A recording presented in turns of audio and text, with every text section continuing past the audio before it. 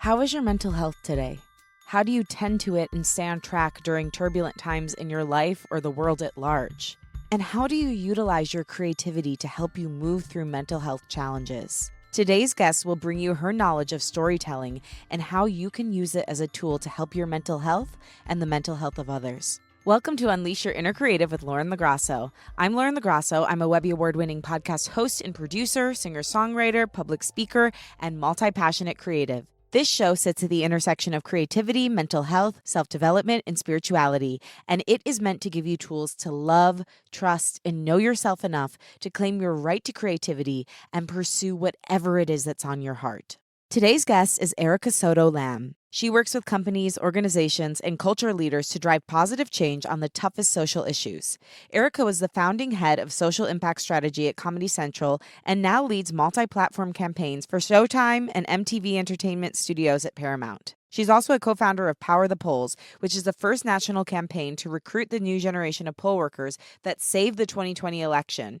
And she also founded Vote Early Day, amongst many other social impact movements and organizations. Throughout all of her work, Erika leverages the power of brand shows and talent that she works with to engage audiences to move toward activism.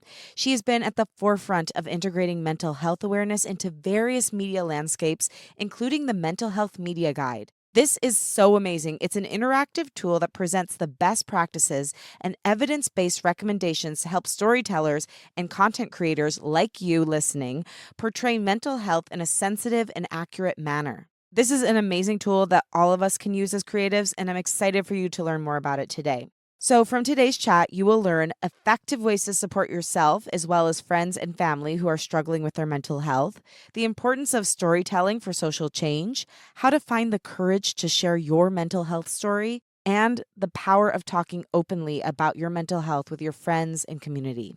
Okay, now here she is, Erika Soto.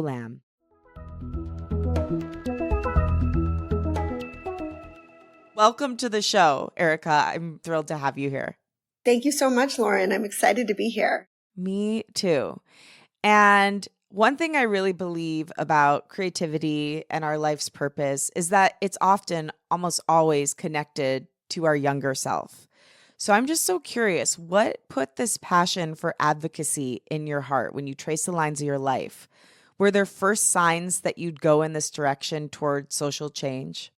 Yeah, of course. Our origin stories have such a important and forever role in shaping the rest of our lives. And so 2 things to know about me that I think are really core to my work and every part of who I am are that I'm from El Paso, Texas, from a border community. I always say, people ask me where I'm from, and I say I'm from El Paso. And they say, oh, you're Texan. And yes, that's true. But El Paso is a really interesting place if you haven't ever been there. It's the far western tip of Texas. So I like to say it's barely even Texas. It's on the border where Mexico, New Mexico, and Texas meet. And literally, it is closer geographically and culturally to Albuquerque, Phoenix, even San Diego than it is to Central Texas, which is where, people envision Austin, Dallas, Houston, and it's a majority Mexican-American community. My family is actually multi-generation American, but because we're on the border, the sort of immigrant culture, even if I'm, 3rd, 4th generation American, and I'll say for most of my grandparents, they didn't cross a border. My family heritage, the border crossed us.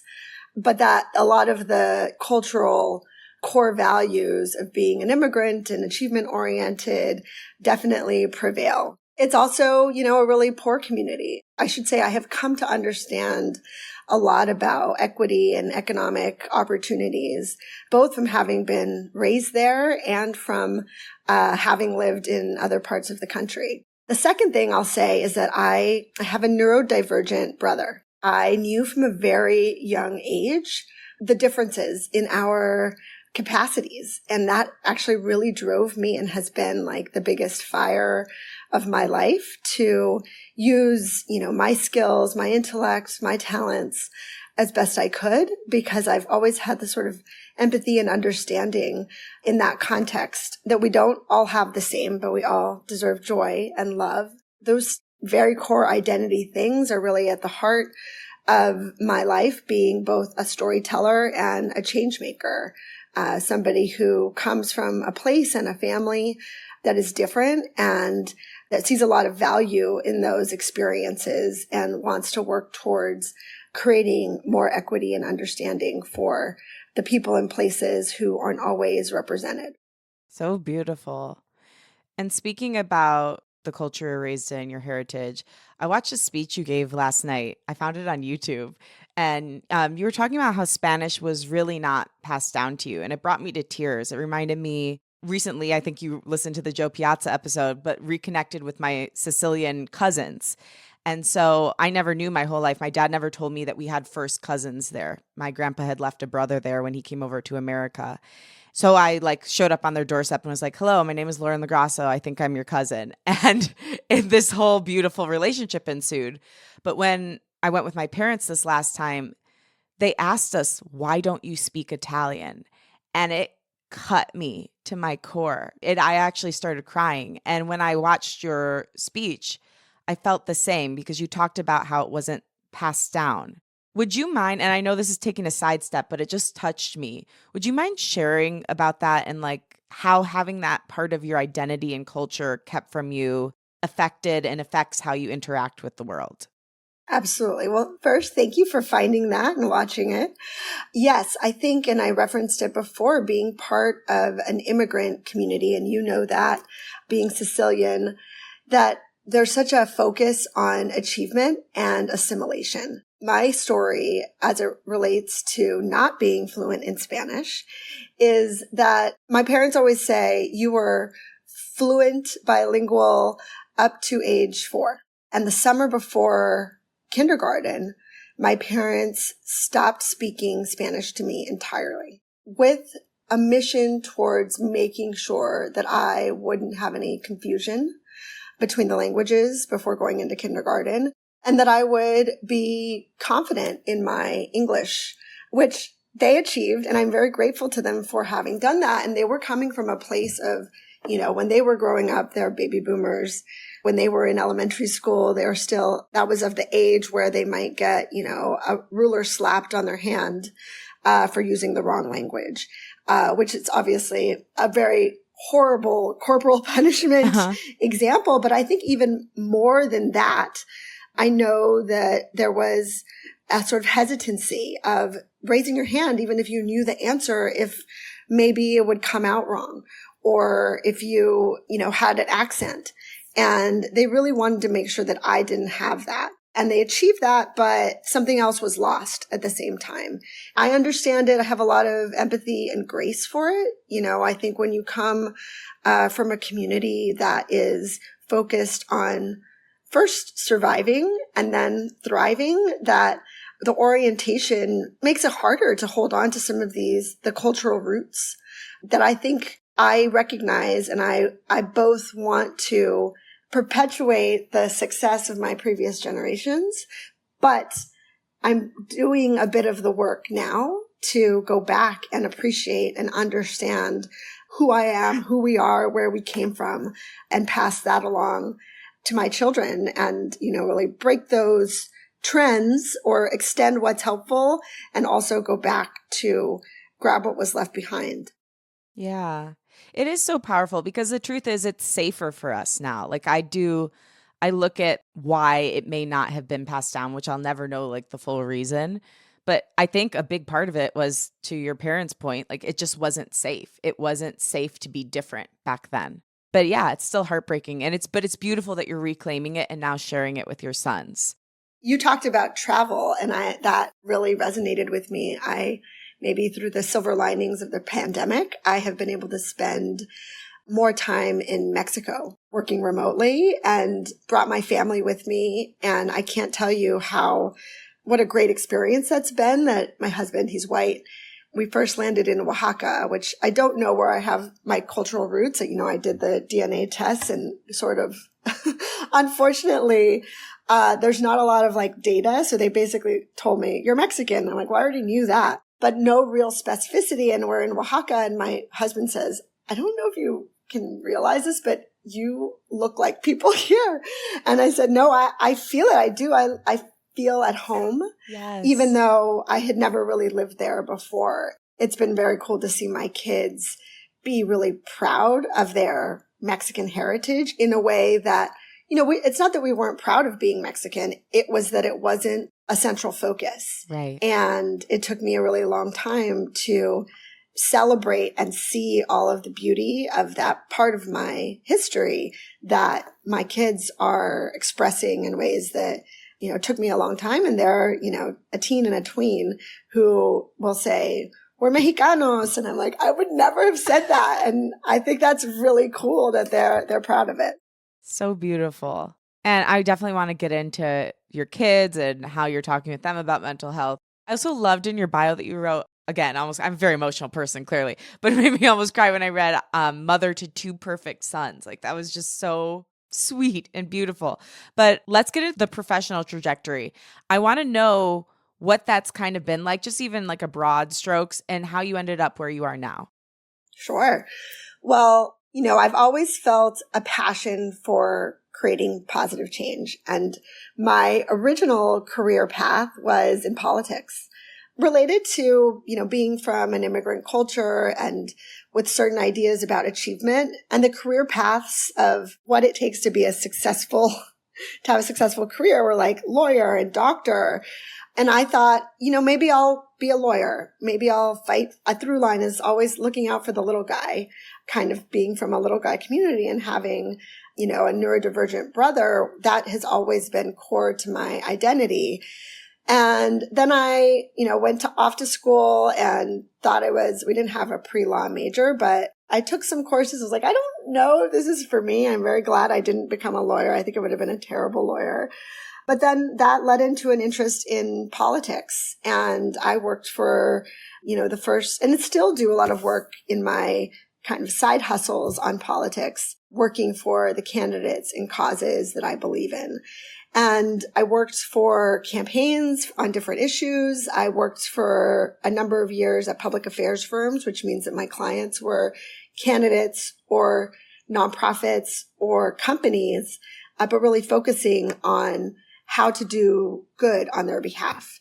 One of those clients that I had was an organization that is now known as Everytown for Gun Safety and Moms Demand Action. They were one of my clients when the Sandy Hook shooting happened. Wow. And so I almost overnight went from being their communications consultant to being their chief communications officer and, had the great opportunity to help build that strategy and build that team.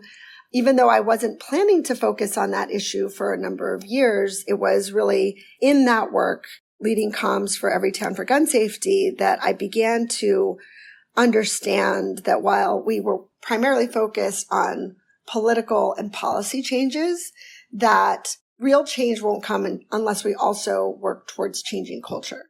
Some of the small ways that I experienced that were, the tactics of working on a political campaign, of press conferences and polls and going to DC or state capitals or city halls, depending on what you're trying to change. Those are all worthwhile and necessary. But the moment that we were able to work with the writers and the show team behind Keeping Up with the Kardashians, exponentially more people understood that we can create change, that we don't have the basic laws and policies to try to prevent gun violence. That came about because Kim Kardashian, had an experience with gun violence in her life that then made the subsequent season of Keeping Up with the Kardashians focus on it and brought in survivors of different experiences of gun violence to talk about it. And I will fully admit I had never watched Keeping Up with the Kardashians, but I really appreciated how integrating into popular culture shows, working with artists, actors, athletes, expanded the reach of understanding on an important social issue. Actually came to Comedy Central, which is a part of Paramount. First, I could see also that when we were able to land a segment on The Daily Show, how much more that resonated, how that made the same argument that we were simultaneously, working with the New York Times or the Washington Post to tell the same story, or make the same argument of the change we seek. I came over to work in media as a result of that, understanding that we need policy change, we need political change, but we also need culture change. And so being able to work on tough issues through the bullhorn of, a big media company, the networks and the shows and the talent that we have access to is a really core part of creating change on our most pressing social issues. Wow. So when you came over to Paramount, was that role something that they were already looking for? Did you pitch it? Because this is such an interesting thing to me. I've never heard of a role like this. And I think it's something that a lot of people would be curious about. I was first brought in to work as the first head of social impact for Comedy Central.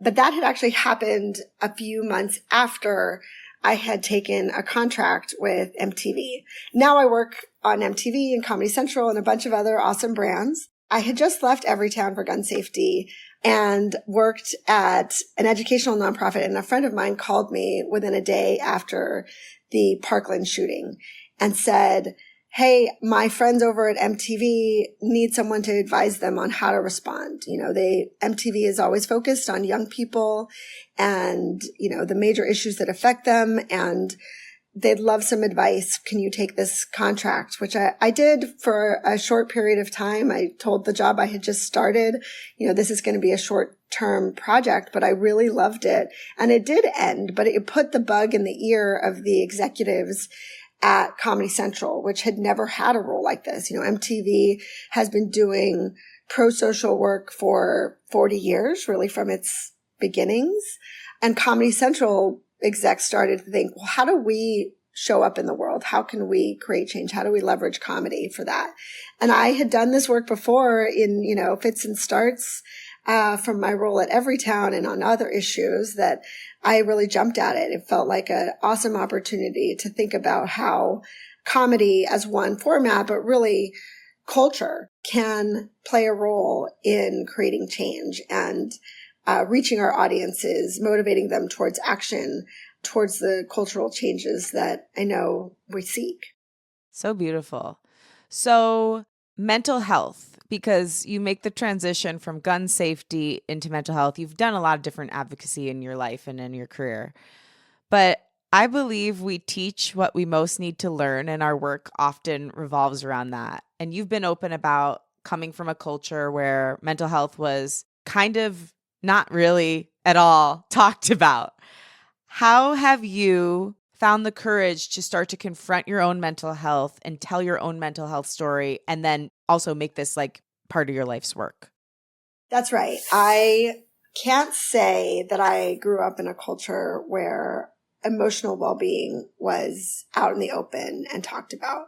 And that has been a real struggle, was and is even now, as I try to create that change in my own family and community. In a way, I think I have become a different person and have embraced my own creativity as I have been able to explore my emotional well-being and get the support that I need and give it to others in ways that I wish that I had been able to receive that. I feel like I was reborn as a creative almost in my 30s, Aww. in my mid-30s, in a way that I wish that I could have had, I could have been, if I had grown up in a culture that really embraced our full selves. I'm hoping to affect now by doing work that is about shifting our mental health culture.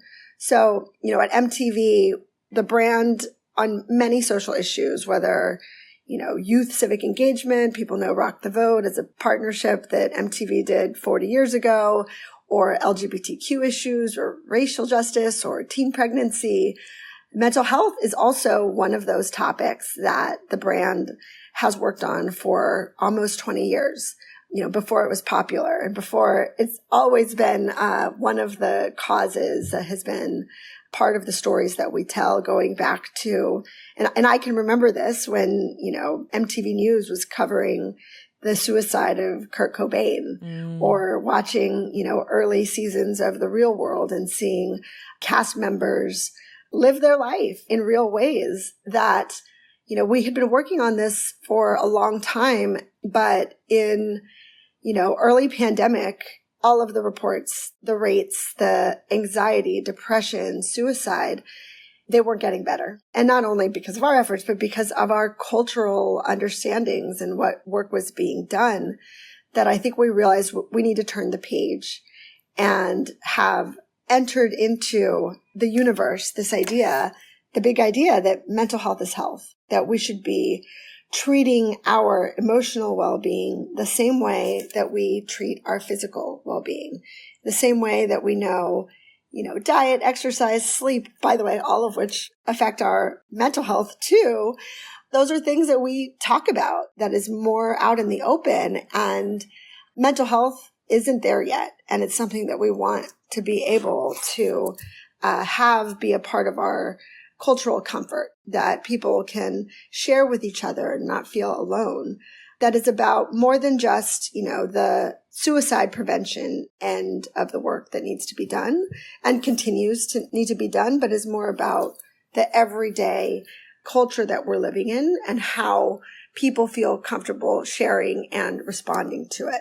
Because while there are major systemic changes that are needed, policy and insurance coverage and a lack of mental health professionals, and also of the mental health professionals that we have, accessibility in terms of cost, or that the mental health professionals, are they diverse enough to have the lived experiences to understand all of us? All of that work is needed, but also is going to take time. And so I'm really proud that some of our major campaigns are really reflective of knowing that the cavalry isn't coming. It's not coming fast enough. What can we do right now to help people get the support that they need and feel comfortable, and to really realize the mental health is health culture change that we're trying to affect? So much to break down from what you just said. One thing is, if somebody is listening and grew up in, a similar environment where mental health wasn't really talked about. I grew up in that environment. I mean, in Italian culture, it's very much like secrecy, shut it down, protect the family name. Everything's fine. You're excelling. You're doing great. So if somebody listening grew up in a similar culture to that and is trying for the first time to share, hey, I'm not doing so great, actually, what would be your advice to them on how to start to tell their mental health story and bring people into what's going on? Well, Lauren, one of the reasons why I was so excited to talk to you and with your audience of creatives is because we believe that every story is a mental health story, right? Every story is about a personal journey or relationships, and we all have something to share. And I think what we're hoping to do is shift from mental health stories that may not be hopeful to more that are, that share a better way of accepting and understanding the personal journeys that we all go through, and creating the space for people to see helpfulness versus, a stigma that has been a big part of the way that mental health stories have been represented. That's been a major focus of our content work and of our campaigns work, to lead people towards resources or towards a different understanding of what to do when both they're struggling or when somebody in their life is struggling. So what are some of those resources? What are some tools we can give people? I know you have Ask. Maybe we can go through that. Yeah. So Ask is our latest campaign. It was born out of research that we did. Honestly, research that we did because we really wanted to focus our efforts on what's not being done or what is needed out in the landscape for youth to address the youth mental health crisis. But also, it's not age specific. I think a lot of the work that's being done and targeted towards young people is really needed for all of the generations, because this is like a lot of first time efforts to shift our culture. And one of the things that we found was that while young people want to help each other, nearly 70% of young people said they don't know what to do when somebody in their life comes to them. Also, young people, all of us, we're most likely to turn to a friend or a peer when we need help. But we don't know what to say. We don't know what to do. And that felt like a really big number, nearly 70%. How do we help bring that down by teaching people what to say, or in some cases, what not to say that is already a part of the cultural norms? And so we went on a journey of learning about, in the mental health world, this category called peer support. And there are a lot of incredible programs and organizations that work on this, from Mental Health First Aid. Lady Gaga's organization, Born This Way, has a certification called the Be There certificate. But both of those and a number of other programs require a lot of time to be certified. And I've done them. I think they're fantastic, but we realized we need something like Stop, Drop, and Roll. Yeah. I learned it in kindergarten, and it is just the most catchy, memorable, actionable steps of what to do if you're ever on fire. But that is quite honestly a rare occurrence. I hope it's a rare occurrence. I hope you've never had to use it. I hope you never have to use it.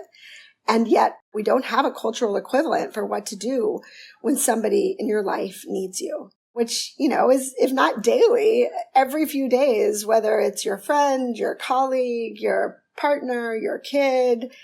People in our life need us, but we don't know what to do. And so we partnered with this incredible nonprofit organization, one of the leaders in youth mental health, called Active Minds, which has hundreds of chapters in colleges and high schools across the country, to develop ASK, which is a word in and of itself, and that's important, but even more meaningfully, it's an acronym, and it stands for Acknowledge, Support, and Keep in Touch.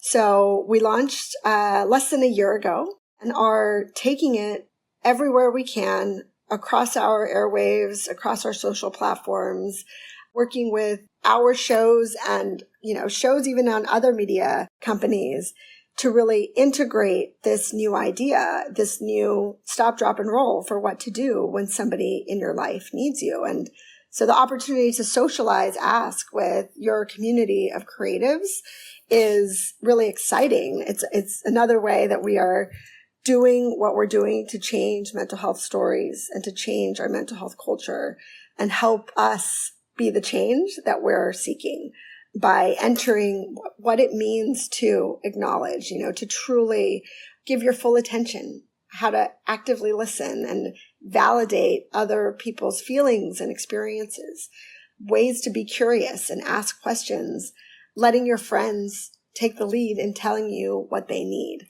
And really importantly, that last letter, K, as I've been told by, the mental health experts and professionals who advise us, that it's really not a one and done situation, that it's so important to check back in, to send a quick message or schedule time to hang out and circle back, that this is really a continuous activity to support the people in our lives when they need us.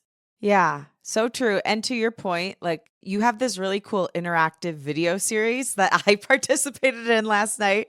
This is not age specific, whether you're young or old. I highly recommend checking this out because I was surprised by how many questions I had around oh, would that be acknowledgement? They'll give you a scenario, and then at the end there's 4 different options you can choose for what you would say next. And it really made me question, what does acknowledgement look like? What does support look like? And how would I want to keep in touch? Or how would I wish somebody kept in touch with me when I was actually struggling?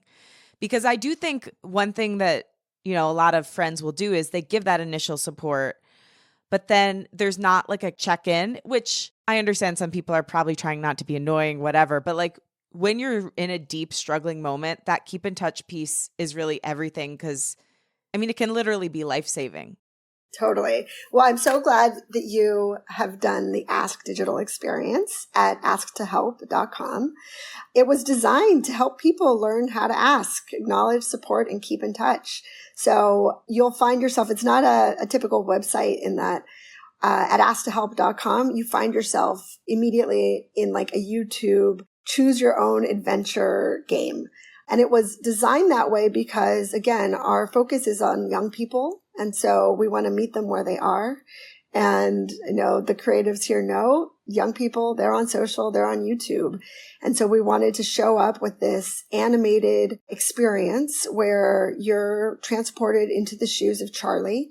They're a young person navigating how to support a friend, in this case, Luna. And as you said, you're presented with, once Luna tells you what she's going through, what to say. And in the process, you practice the stop, drop, and roll, the A, S, and K, acknowledge, support, and keep in touch. And as much as you're learning what's more helpful to say, I'll speak for myself. I've, in this process, learned a lot about what not to say and why not. Some of the things that have been said to me and that I have said to others I know now aren't the most helpful thing to do, like saying, oh, it's all going to be okay, which, you might think is positive and encouragement, but is not really acknowledging and creating space for a person to talk about what they're going through. Or something that has also been done with me when people share their own experience, like, oh, this is how, it's not to say that that's not helpful, but that can often de-center the person who you need to support and keep central. This program is meant for, the everyday and not intended to make anybody feel like they need to solve the problem. Mm-hmm. It's not our role to solve the problem, but it is our role to be there for the people that we care about and love. And in a lot of cases, help lead them towards the resources and further support that they may need depending on the situation. And I think that my biggest takeaway from it is curiosity and compassion can do a lot. I think a lot of times the reason it feels overwhelming to talk to somebody going through something is you think you have, I do. I think I have to solve it. And actually, most of the time, that's not what people want. They just want to be heard, understood, and seen. And then if they ask for help solving it, then you can kind of co-create that. That was what it was a good reminder for me of. And even something that just happened yesterday, I'm thinking of I tried to solve that. I should have just said, how are you doing? How can I help? I'm here for you, Absolutely. Just create that space, ask those questions. And I do believe that makes a difference in supporting the people in your life. Yeah. And speaking of my little creative cuties listening, you have this amazing storytelling initiative. I'm obsessed with this. It's so cool. Can you talk a little bit about this sector of what you're doing with mental health? And I'm also specifically interested in the mental health media guide. Absolutely. So the Mental Health Storytelling Initiative is something that we've done in partnership with USC Annenberg Inclusion Initiative. It's convened a coalition of more than 70 mental health experts and leading entertainment companies. I'm talking about Amazon, NBC, Sony, Disney, the big guys, to really help shift the stories that we tell. And as a part of that, a few years ago in May 2021, we launched the Mental Health Media Guide, which is a first of its kind online resource with comprehensive best practices to help storytellers, creatives, content creators expand positive mental health portrayals. Because as we always say, every story is a mental health story. It just depends on where you take it. So we're really proud to both do this work in-house, to have developed this guide. And I think the most important work we do is sharing it and not being open source about it. This isn't only for MTV shows or Paramount shows. This is really done in partnership with others to help change and improve the mental health stories that are being told. And we're so proud that it's working, that some of the latest studies, both by Annenberg and the Norman Lear Center, are showing an increase in just a few years. Again, this was launched about 3 years ago.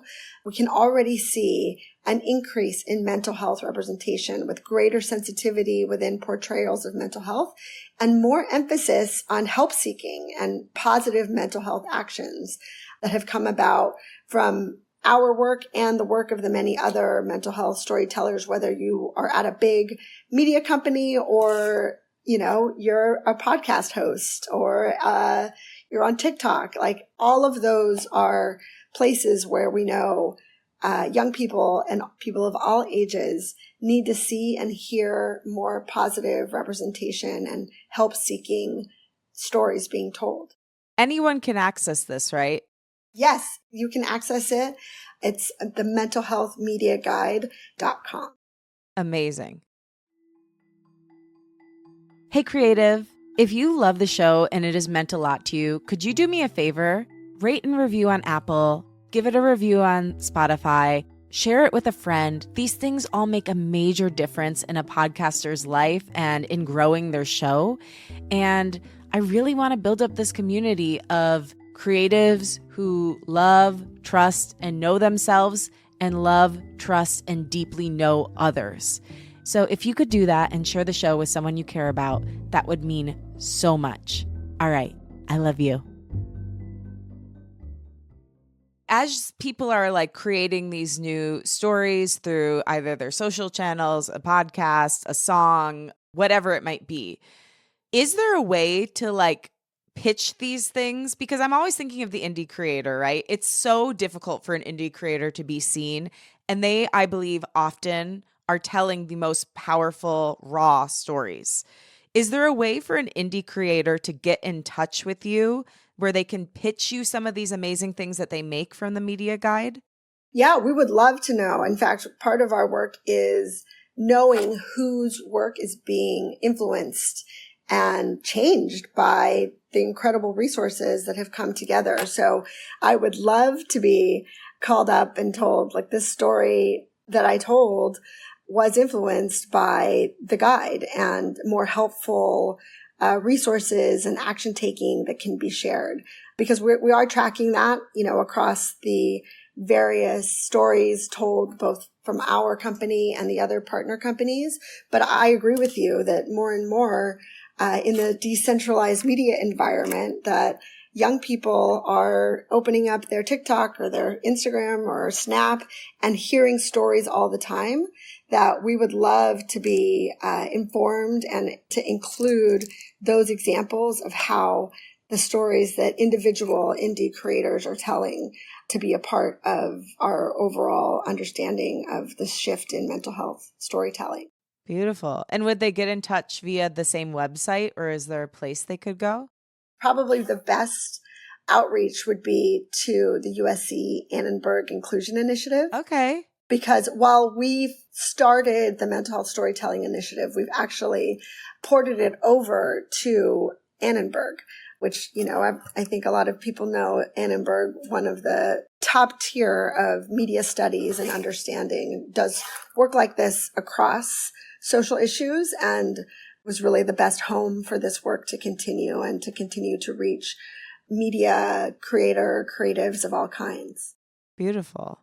And I just wanted to circle back because I feel like I want to try to give people more tools. Like, when you first started talking about your own mental health, how did it start coming out and how are you doing with it now?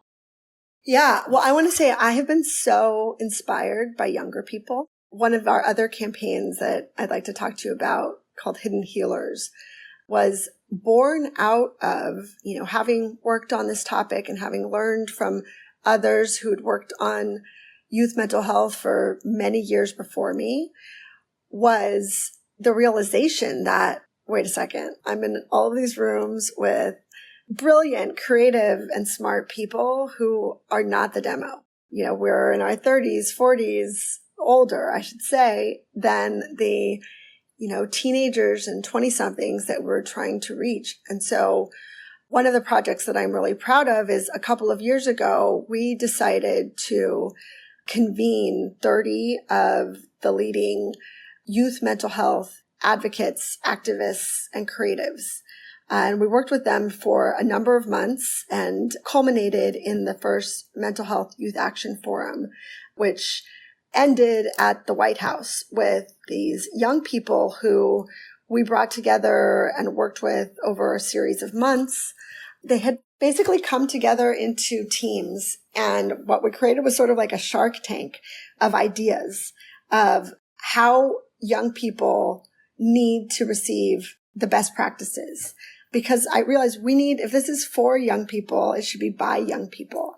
And we always went in with like, all right, these young people are going to work together. They're going to come up with ideas. They're going to advise us, but also advise many of the other media companies that we partner with on mental health.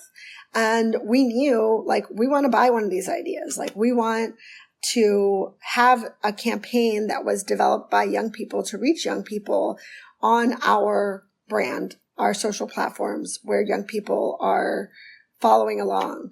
And the idea that we picked up was called Hidden Healers, which is really about centering culturally grounded healing practices from BIPOC communities, and really elevates and uplifts traditions, whether dance or food or comedy. You know, I think we all understand yoga and meditation. That is actually a culturally grounded healing practice that has sort of become so popularized that a lot of people forget the roots of that.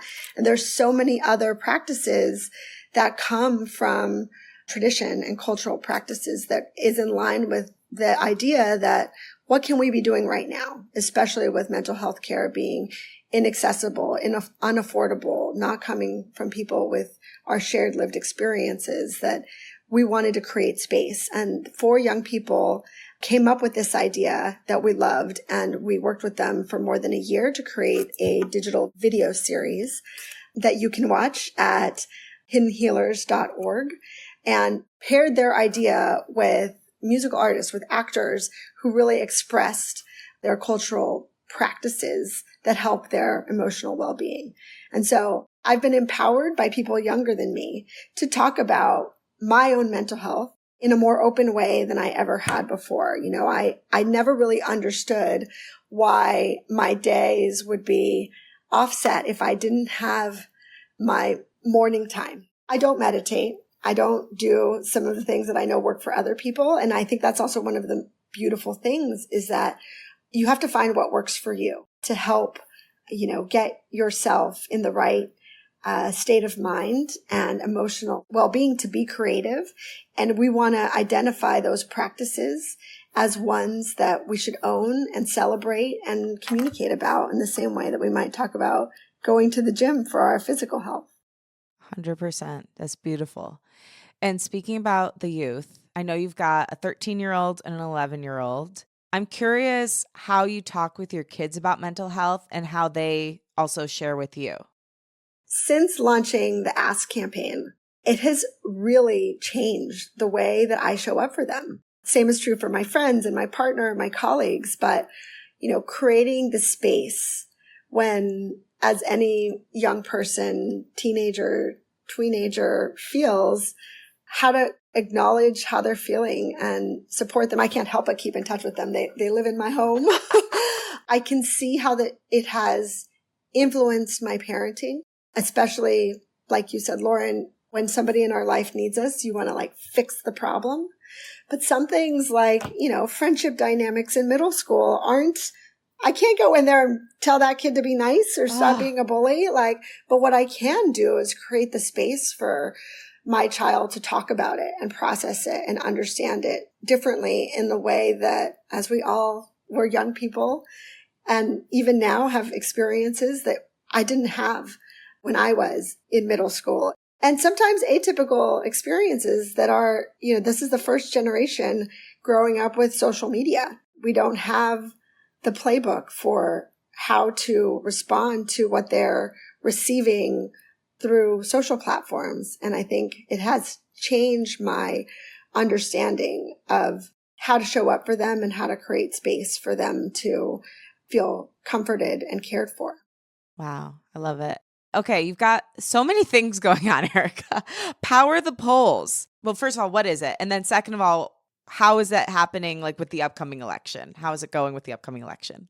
Yeah, well, topic switch. One of the other major social issues that I've worked on throughout my career and is a major focus of our work at MTV, which has a long legacy of youth civic engagement, is called Power the Polls, which is a first of its kind campaign to recruit a new generation of poll workers.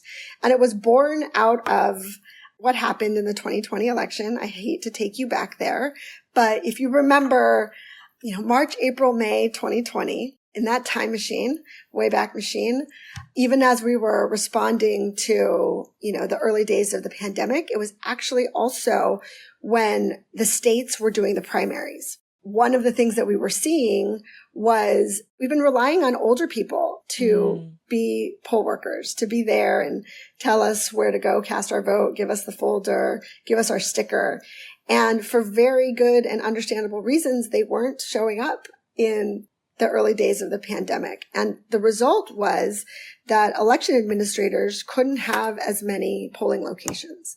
And when you don't have as many polling locations, you get longer lines because more people are going to the same place, or people aren't even coming to vote. They're being disenfranchised by the amount of time that it takes or the travel that it requires to be able to go and vote. And so we realized after the primaries that that was a problem we needed to fix by the time of the November election. So we, along with a number of other companies and nonprofit organizations, came together to found Power the Polls and reach out to young people, healthy people, to staff polling locations, and really also to promote early voting, to not wait to the last moment. And while the November election was complicated by many other factors, it worked. There were enough polling locations. We didn't see the long lines that we had seen. That disenfranchisement did not happen. And we realized this wasn't only something that we need to do in response to a pandemic, but that we need younger people to be a part of this foundational act of democracy in voting, to participate. Going to vote can feel like a very governmental thing, and there's a lot of lack of trust in institutions, including our government, probably for some good reasons. But when you show up and you see somebody who looks like you, who speaks your language, who can help you vote, that can really make a difference in expanding who we reach and who we have participate in this project called democracy. I love it. And I mean, I think the beautiful through line of your entire career is creativity, most directly storytelling for social change. And I'm so grateful that you came on the show today to share that perspective, because I think it's something we really, really need right now. I know people do it every day in small ways, but to see that it can be such a through line and a guiding light in somebody's life, it really inspires me to want to go write songs about the things that I care about, do more podcasts about the things that I care about, tell more of these stories. And I know that people listening today have gotten that same kind of charge. So thank you for doing what you do and just for, being yourself out in the world. It's powerful. Thank you so much, Lauren. I really appreciate being able to speak with you and with your community of creatives, and know that it will lead to more positive change-making stories and art. Yeah. Thank you so much, Erika.